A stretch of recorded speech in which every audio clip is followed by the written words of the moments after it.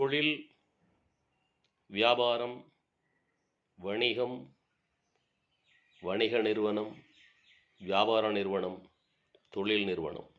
இன்று எந்த நிலையில் இருந்தாலும் சரி, மிக விரைவில் அதை உயர்ந்த இடத்திற்கு கொண்டு செல்லலாம். அதற்கென சில தாந்திரிக முறைகளையும் வேத சூட்சுமங்களையும் நமது முன்னோர்களும் வேத மகர்ஷிகளும் பல்லாயிரக்கணக்கான வருடங்களுக்கு முன்பாகவே வகுத்து வைத்துள்ளனர். உங்கள் ஜாதகத்திலிருந்து தொழிலுக்கு லக்னத்திலிருந்து 9ஆம் பாவம்,